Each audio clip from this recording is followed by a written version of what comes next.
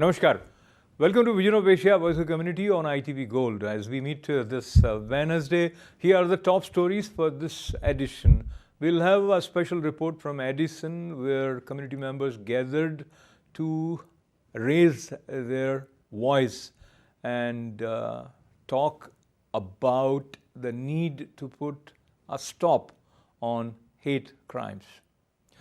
Talking about hate crime, we also have veteran journalist Rohit Vyas sharing his views with Aditi Lamba, and in another part of a conversation related to COVID-19 where we are under Biden administration now, we will hear that from Dr. Michelle Reja.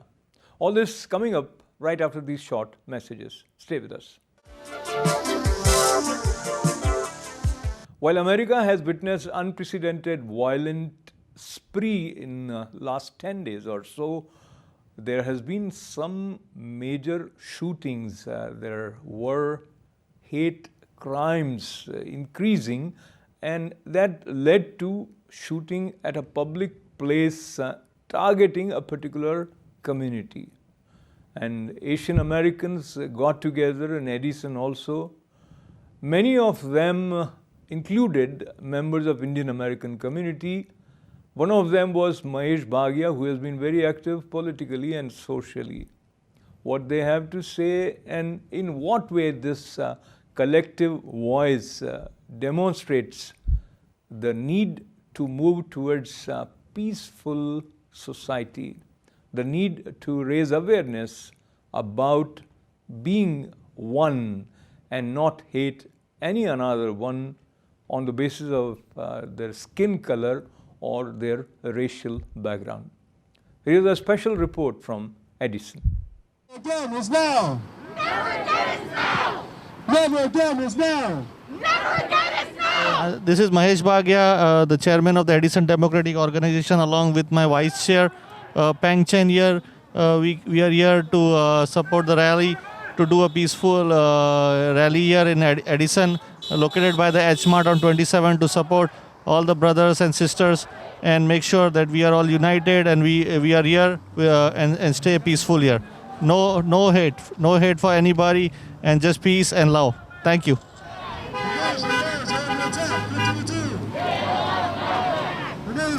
My name is Peng Chen. I'm the vice chair of the Edison Town Democratic Party. I'm here to support the people. I think that America is a great country. We should no hate. Should be peace. Every nation, should be all together. Yeah. Thank you. Hate is a virus. Hate is a virus. And racist violence. And racist violence. And racist violence. We will not be silent. We will not be silent. We will not be silent. We will not be silent. For hate. For hate. For hate. For hate. We belong here. We belong here. We belong here. We belong here. Hi, my name is Jerry Shi. I'm the school board president. I'm here for the rally against the Asian hate, and this thing has to stop. And we are part of the community, and we contribute to the community. We are not a virus. Racism is a virus. Thank you very much. This is Shannon. I'm the current school board member. I'm also running for city council. I'm very glad that we have such a crowd here to support this rally. We have to work together. everybody in this community has to work together to make our voice louder. Thank you. Stop Asian hate! Stop Asian hate! Stop Asian hate! End racist violence! And racist violence! We will not be silenced! We will not be silenced! Stop Asian violence! Stop Asian violence!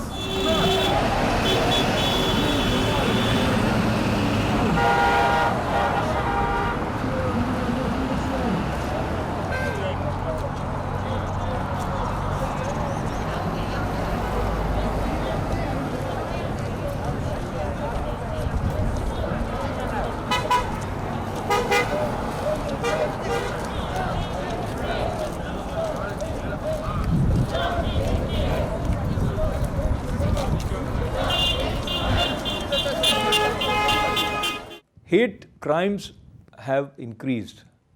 So has been the case of gun violence.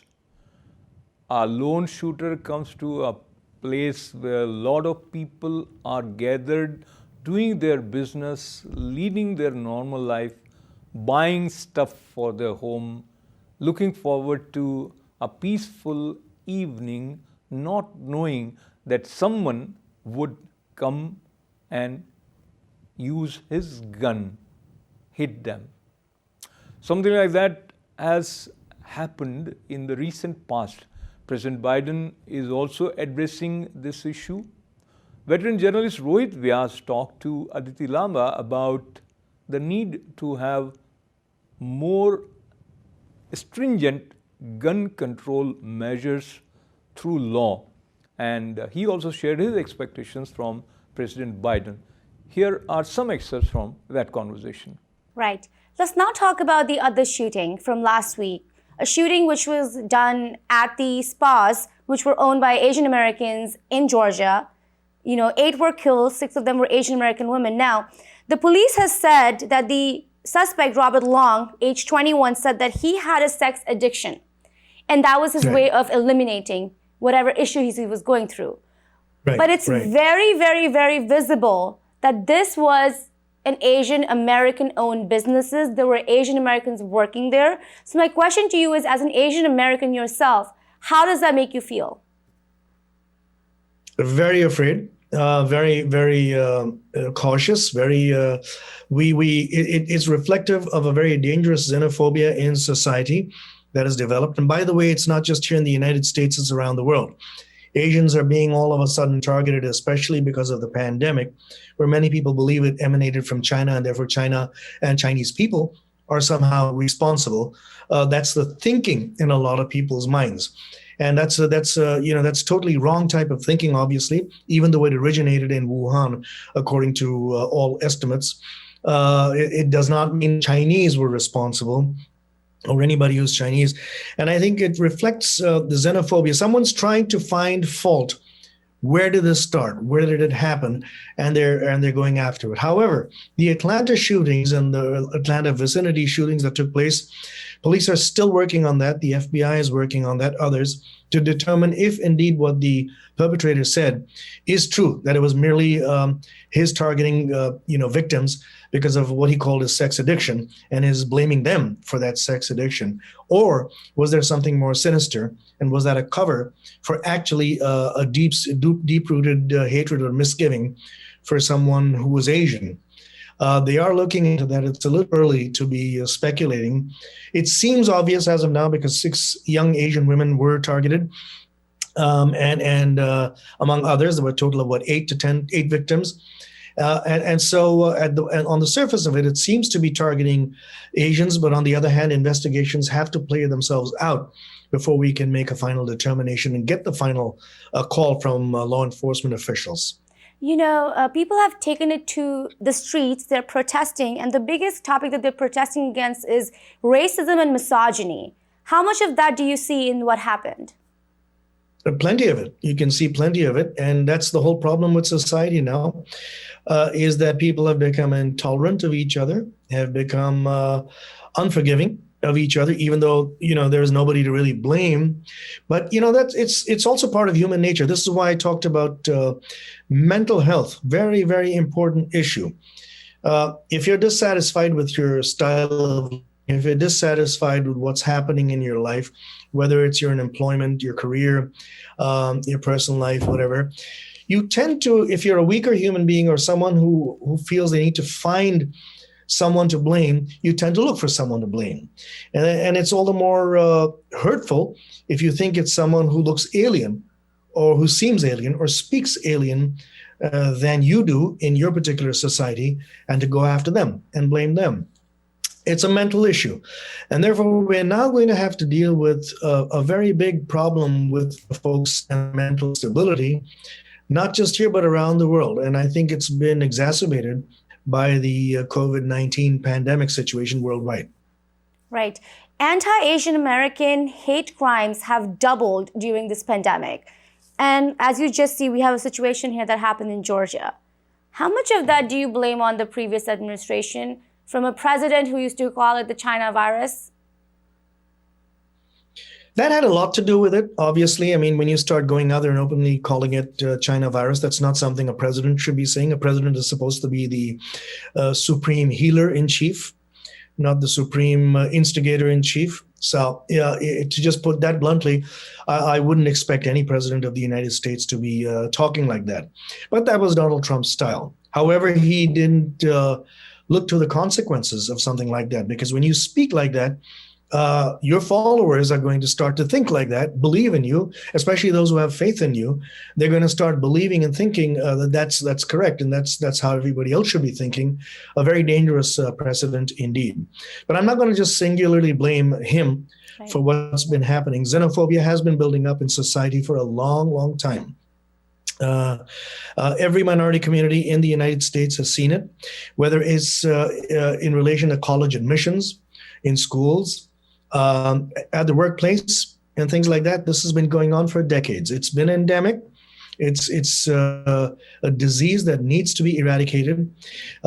Americans need to see themselves all as equal Americans, not Asian American, not Black American, not Hispanic American, all Americans. It doesn't matter what color or what ethnic origin you all are. You're an American, period. That's how we should all begin to think. And that's how a leader should be calling on people to think, is that we're all the same. We're Americans. We may look different, but we're all Americans. And that will start the healing process, in my opinion. But it's going to take time. And just talking about leaders, I have to ask you, when you're looking at President Joe Biden right now and his administration, what do you think they need to do right now to tackle this issue and call for racial justice? Is he doing his job right so far? I think he's doing a fantastic job, a splendid job. Don't forget, he had a very difficult time during the transition process where they received little or no cooperation from the Trump administration going into their administration. This is still a very young administration. And once it reaches 100 days, we'll be able to give it a more accurate assessment. But my marks right now, full marks for Joe Biden. I think most of America agrees with that. He's done a great job. He has been doing everything he can to appease people and to keep repeating to them, he's everyone's president, not just a president for Democrats or people who voted for him. But even people who didn't vote for him, Joe Biden continues to insist and ingrain in everyone that I'm everyone's president. So he's doing a superb job. He immediately spoke out on the gun violence. He spoke out immediately on the attacks against Asians. And he went over there. He planned to go over there and talk to the Asian American community, and he did that. A very good sign that he stepped right up to the plate. And he's doing everything he can as quickly as he can as these crises seem to multiply one after the other, not because of his doing, but because of all these years of pent-up fury. Yeah, it's a conversation of years and years. The more we dig into it, the more racism we see. My final question to you has to be, we are South Asian American. We are a huge part of the API community. How do you think we should be allies for other Asian Americans? What does the brown community, according to you, need to do? I think you absolutely have to be allies, because today it's the Far East Asians who are facing what they're facing now. It could be the South Asian community tomorrow. It could be the Indian community itself being targeted. Indeed, I have personally covered over the years as a journalist when Indians in the Northeast were being targeted outside temples and places of worship. It had nothing to do with Asians or South Asians or Latinos. It was simply Indians who were being targeted. So Indians have been victims before. Indians have been victims going back 100 years when they first arrived on these shores. So it's something we all have to be very, very aware of. Everybody needs to get into the act of protecting each other together. And that means the mainstream, the white community, the Latino community, the African-American community, South Asian community, Indians specifically, the Chinese Americans, the Korean Americans, whoever. We've all got to team up and protect each other and protect society, protect our children from the influences that would tend to make them xenophobic. And that goes for the white American community as well. They need to be part of this movement, everybody together to change the thinking, to change the mentality. This was an old, archaic way of thinking, but we have a modern society now. We have new generations growing up. They shouldn't even be thinking of these things. These divides should not be coming into their psyche at all. While we are still not far away from the clutches of COVID-19, but with vaccination every day, there is another ray of light. And we also have heard gradual reopening of not just schools, but workplaces from May onwards in New York. In what way President Biden's presence in the White House has been different in terms of dealing with COVID-19 was one of the questions raised by Aditi Lamba to Dr. Michelle Raja. And here is an excerpt from that conversation. Talking about trust, doctor, another vaccine, again, you just mentioned Johnson & Johnson single dose has been being administered across the nation right now. However, due to its efficacy, people are concerned about it. I know you can't choose the vaccine you're given, but how do you raise that awareness about Johnson & Johnson efficacy and safety? It's a great vaccine. So I want to speak directly to your viewers and tell you that right now, if you're given the opportunity to get any vaccine, whether it's Pfizer, whether it's Moderna, whether it's Johnson & Johnson, take it. And the reason I say that is because the purpose of the vaccine is to reduce deaths and severe hospitalizations. So in that context, it is a wonderful vaccine because it will prevent you from dying almost perfectly. It will prevent you from getting extremely sick and ending up in the hospital. So if you're given the opportunity for the Johnson & Johnson vaccine, the Pfizer vaccine, the Moderna vaccine, they're all wonderful vaccines. And just back to your last question with the AstraZeneca vaccine, it's the same thing. If it comes into the United States, it's a great vaccine to take. The reason being, the data shows that it's 79% likely to prevent COVID-19, but it's 100% likely to prevent hospitalizations and deaths. And that's what we're concerned about. That's what a good vaccine does. So take the vaccine that's given because they're all wonderful. Yes, we cannot stress the importance of getting these vaccines. We have to get to that herd immunity, that 70% of people, so that we can, go ahead and move on with our life. Another news coming in, doctor, today was Regeneron said that its monoclonal antibody cocktail reduces risk of hospitalization and death from COVID-19 in high-risk patients. What are your comments on these therapies and the evolvement you've seen so far in it? The Regeneron monoclonal antibodies is one of the best kept secrets that we have in the United States. And the reason I say that is because while these monoclonal antibodies were actually released and given emergency use authorization by the FDA, they actually weren't used that much. So people that were in the high risk category that had COVID-19 could have gotten it on an outpatient basis. And as we've seen from this data, not have had to go to the hospital. So this data actually is not surprising for physicians because we've been following the Regeneron the data that comes from different phases. So we knew that these monoclonal antibodies were extremely effective.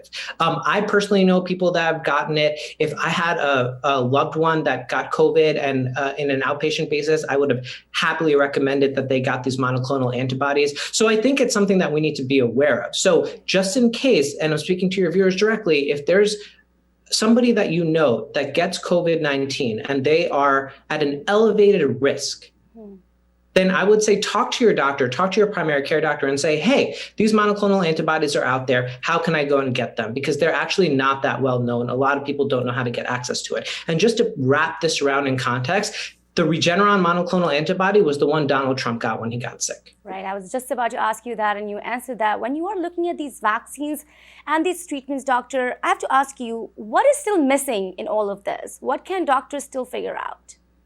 That's a loaded question. There is so much out there to figure out. Right now, the treatment in the hospital, when I go and see COVID patients, they've not budged as much in the last few months. There is right now extensive research going on about what we can do and how these medications are working, but there's so many more therapeutics. So we need to look more at the monoclonal antibodies. We need to look more at antivirals. We need to look more at immunosuppressants. Right now, we're very good at using high-dose steroids.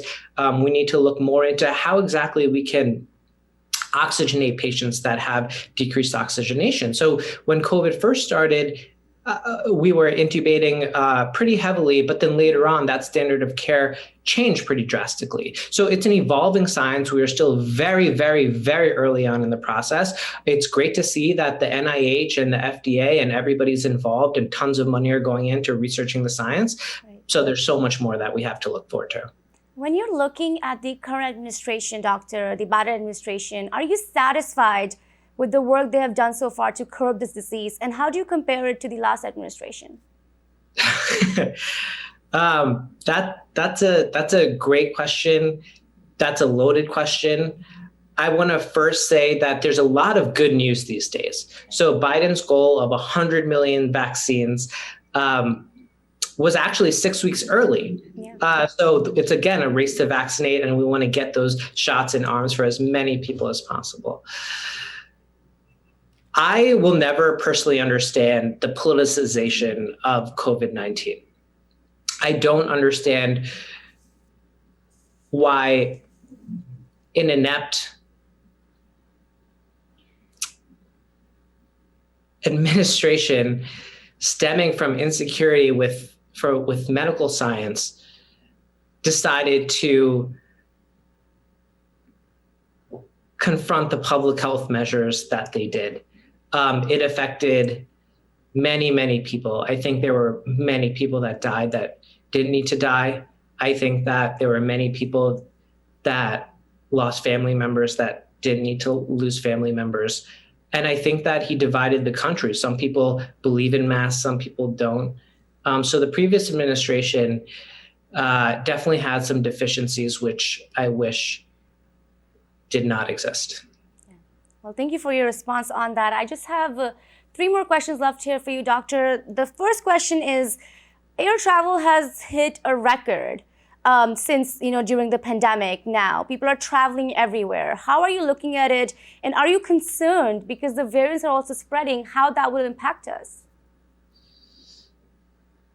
So what the science says about air travel is that it's not the actual airplane itself, but it's actually the destination to where they're going. So we saw the holiday surge, for which, we saw 4,000 deaths a day. And that was because a lot of people were actually going to destinations and mingling with family members. So the CDC issued an advisory saying, please do not travel if you can help it. And the reason being is because increased traveling and mingling with people from other states actually encourages mutations, encourages variants, and increases the spread. So this is not over. We have to be extremely careful, especially about things like travel. And my recommendation, the CDC's recommendation, and on behalf of the medical community, if you can help it, if you do not have to travel, now is not the time to travel. And now time to say goodbye from this edition of Vision of Asia Voice of Community.